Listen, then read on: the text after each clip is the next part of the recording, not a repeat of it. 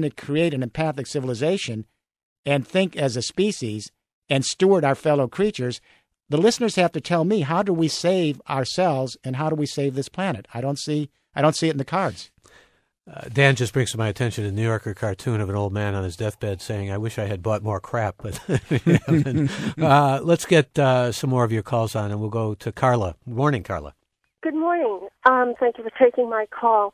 I have lots of thoughts based on what you're saying. I'll try to be really brief. The first one is about the symbolic nature of this, what you're talking about is the expansion of energy, if we convert that, which can be converted to heat, and the expansion of human warmth. And the second point I want to make is about going back to one of the emails. I agree that what we're talking about here is the golden rule of doing unto others as one would have others do unto oneself. And, these ideas go back to Confucius and are embedded in is the foundation of the teachings of Jesus. The church has made I think, a real attempt to sort of spread this idea in the world, and that's really, I think, the foundation of what you're saying here, that if we don't love one another, we're not going to go anywhere.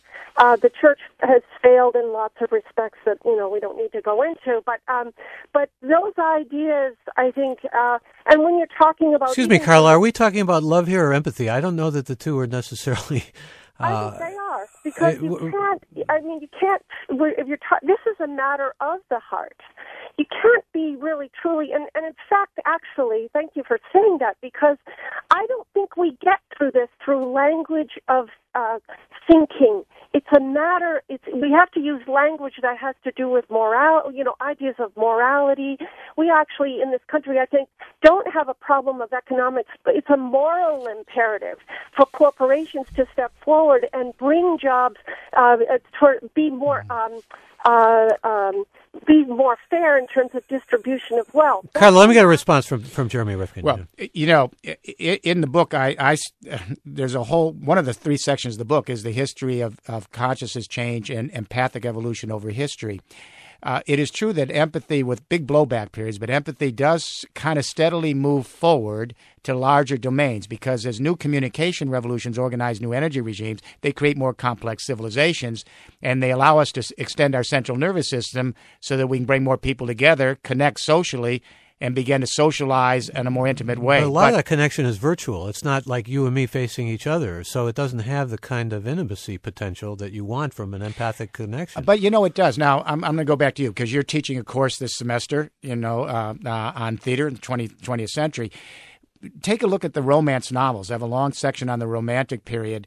The romance novels, of course, were virtual, but the ability to sit and reflect on protagonists in those novels and actually go into their inner beings, because the romance novels and all the early novels were really about exploring the inner psyche of other people, their feelings, their plight, their condition, their existential sense of themselves. Literature teaches empathy. Absolutely, and one can empathize and absolutely break down in tears reading a book.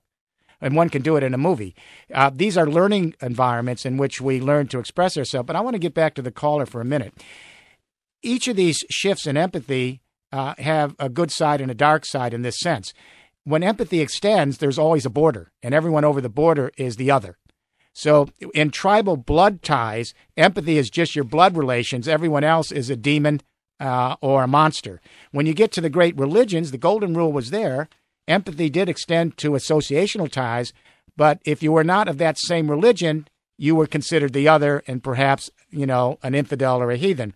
When you get to the industrial era, and empathy extends to national identity, and you empathize with extended families, Americans with Americans, Germans with Germans, what's the alien other? Those who are not part of that family. We now have the opportunity to move to a species identity, biosphere awareness. I suspect the other at that point might be aliens from outer space, but certainly not within or as the some of planet we the live. animal protective people would say, the other becomes other species, other mammals, for example. In fact, Peter Singer and some of these philosophers are telling us we need to extend our empathy also to the world of animals, and we need to stop eating them and stop killing them. And, I completely agree. I spent a lot of time. I'm a vegetarian myself. My wife and I are animal rights activists, and in spirit, and I spend a lot of time on how empathy has developed with our fellow creatures really from the beginning of the Romantic period in the early 1800s to today. I think one of the most powerful movements in the world today is the young people who are becoming much more empathic to our fellow creatures. I'll give you an example that comes to mind to talk about global consciousness. When that little video was shot of the polar bear and her cub on that ice floe in the Arctic, and you knew they weren't going to make it, a whole generation of young people extended their empathy to that creature and by that projection to the rest of their fellow creatures. Unless people think this is so naive, check out the school systems around the U.S. What are our kids being taught?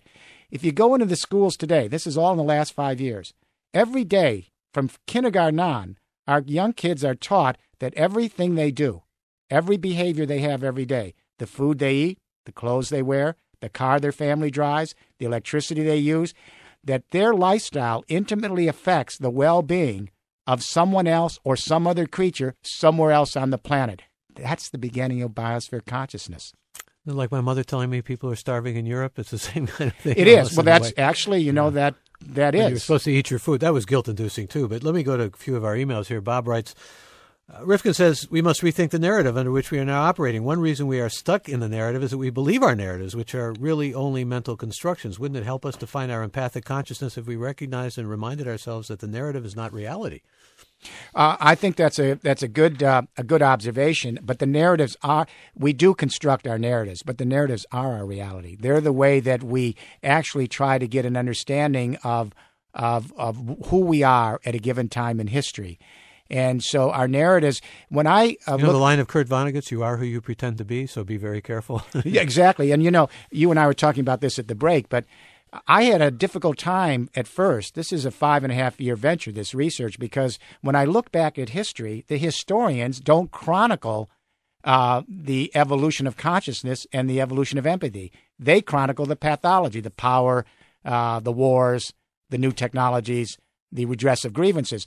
I had to go back through the narratives. I had to go back and look at our history because our history has been given through our literature, from the great sagas starting with Gilgamesh